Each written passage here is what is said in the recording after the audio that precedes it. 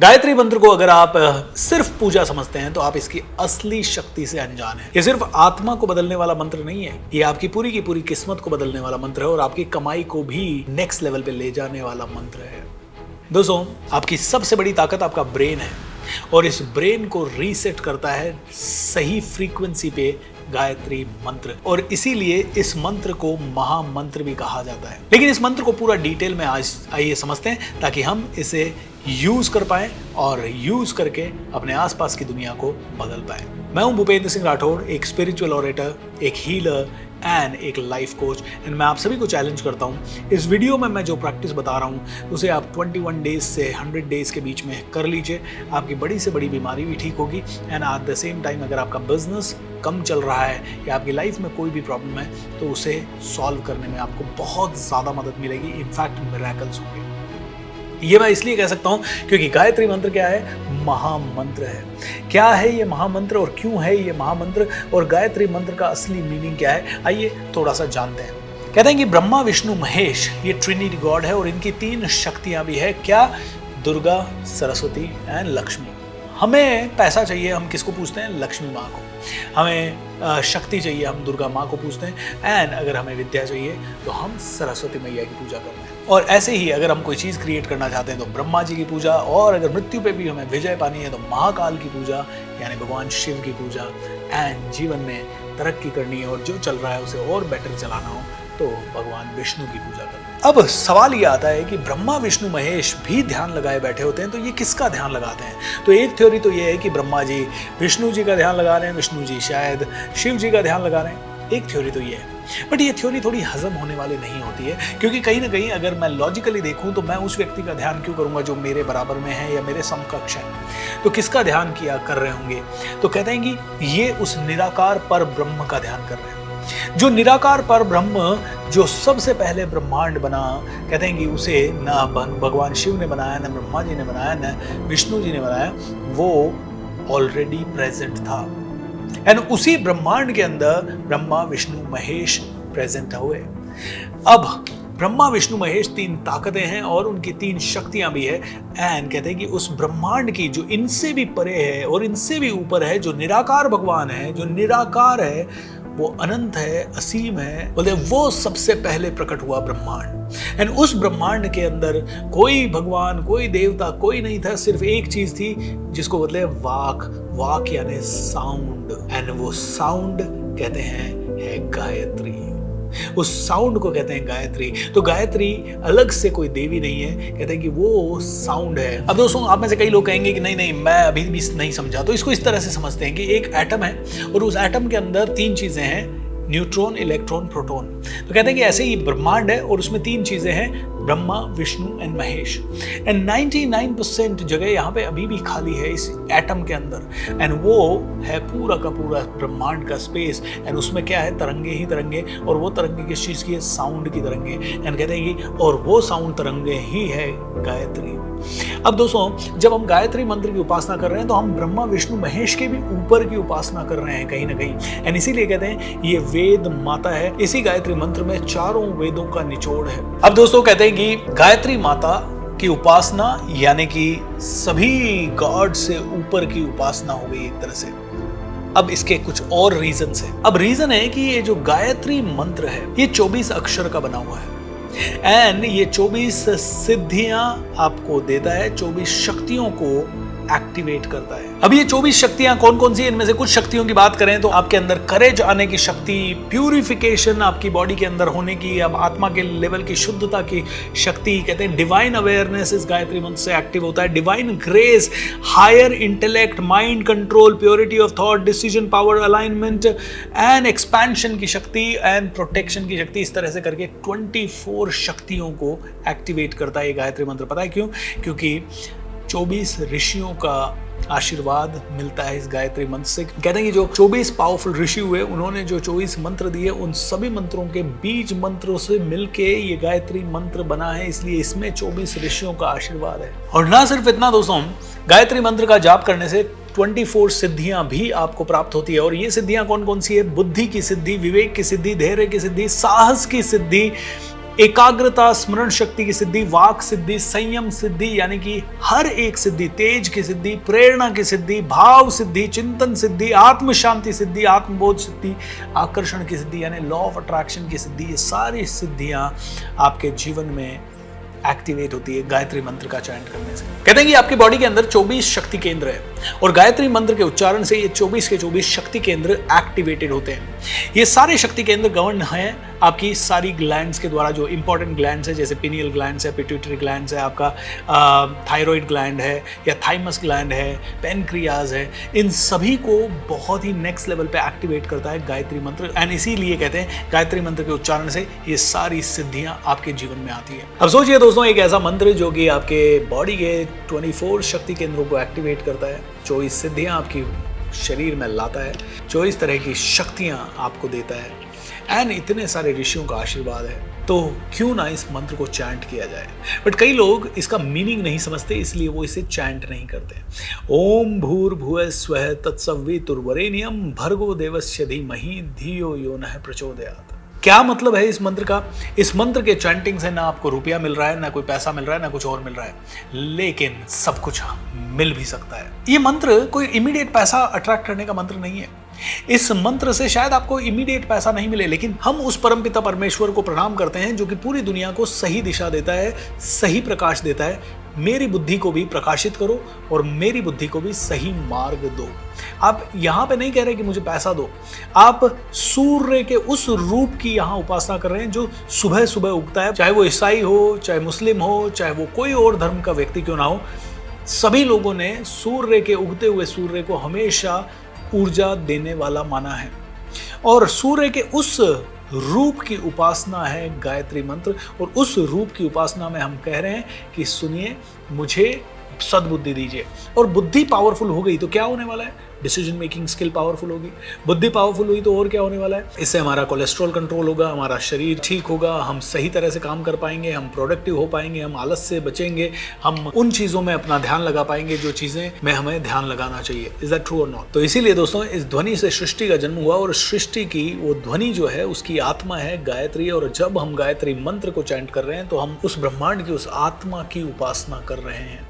और जब हम उस आत्मा की उपासना कर रहे हैं तो हमारी वाइब्रेशन कहते हैं 1,10,000 गुना ज्यादा पावरफुल हो जाती है। कितनी गुना ज्यादा? 1,10,000 गुना ज्यादा वाइब्रेशंस होती हैं। दोस्तों, जब आप गायत्री मंत्र की उपासना करते हो तो कहते हैं कि 1 सेकंड के अंदर 1,10,000 हर्ट्ज की एनर्जी जनरेट होती है। ये ना, इतनी साउंड वेव्स क्रिएट होती हैं, इतनी ज़्यादा इलेक्ट्रोमैग्नेटिक वेव्स क्रिएट होती हैं कि आप ब्रह्मांड के हाईएस्ट लेवल की एनर्जी से आप कनेक्ट हो जाते हो और इसी के कारण आपका हर एक दुख, दर्द, व्याधि, प्रॉब्लम, परेशानी, फाइनेंशियल इश्यूज सब सॉल्व हो सकते हैं। कहते हैं कि गायत्री मंत्र को बार बार चैंट करने से यू गेट एन इनविजिबल कवच ऑल्सो। आपका ऑरा बढ़ता है, आपकी एनर्जी सील होती है एंड उसके कारण कोई भी बुरी आत्मा, बुरा भूत प्रेत का साया आपको कभी भी इंपैक्ट नहीं करता है। अब दोस्तों, हमने अभी तक समझा कि गायत्री मंत्र क्या है, गायत्री माता क्या है, वेदों का सार है, और हमने ये भी समझा कि गायत्री मंत्र का मीनिंग क्या है। अब असलियत में समझते हैं कि इसे हम यूज कैसे करें और इसे यूज करके हम कैसे इसका फायदा ले सकते हैं। और कई सारे लोग जो इसे यूज करते हैं वो इसका यूज करने के बाद भी इसका फायदा क्यों नहीं ले पाते। अब दोस्तों, सबसे पहली चीज तो मंत्र को बोलने का एक तरीका होता है कि जब भी आप गायत्री मंत्र को बोलते हैं, बहुत सारे लोग आजकल हर एक बच्चे को रटवा देते हैं, ओम भूर्भुवः स्वः तत्सवितुर्वरेण्यं भर्गो देवस्य धीमहि धियो यो नः प्रचोदयात्। अरे बोल के बता रहे फटाफट। कहते हैं कि ये मंत्र बोलना नहीं चाहिए। ये मंत्र या तो उपादान यानी कि आप इस तरह से बोलें कि आपके अलावा किसी और को सुनाई ना दे, या फिर आप इसे मन में ही चैंट करें। यानी या तो आप ऐसे चैंट करें, अब मैंने क्या बोला ये मुझे ही सुनाई दिया, मेरे लिप्स हिले, मेरी जुबान हिली। और दूसरा तरीका है सिर्फ मन में, बिना होठ हिले, बिना जीभ हिले, इसे चैंट करना। अब कई लोग कहेंगे सर उससे कैसे वाइब्रेशंस पैदा होगी? भाई साहब, हर एक साउंड अगर आप विजुअलाइज भी कर रहे हो तो आपके बॉडी में सेम कंपन होगा। इसको अगर आपको ढंग से जानना है तो मैं एक मेडिटेशन, आप जाइए गूगल पे सर्च कीजिए, mind sound resonance technique, MSRT, और उसमें आपको साउंड को के बेस पे मेडिटेशन करवाई जाती है और उसके लिए महामृत्युंजय मंत्र का यूज किया गया है। और आप देखोगे कि जब उस मंत्र को आप विजुअलाइज कर रहे हो माइंड में, तब भी आपकी बॉडी में सेम कंपन हो रहा है। और आप ये गायत्री मंत्र के साथ भी इसी वक्त ट्राई कर सकते हो। एक बार गायत्री मंत्र को पूरे ध्यान से आंखें बंद करके चैंट करें, बोल के, एंड उसके बाद मन में चैंट करें, आपकी बॉडी में सेम वाइब्रेशन आपकी पैदा होगी। And I mean it, you can try it.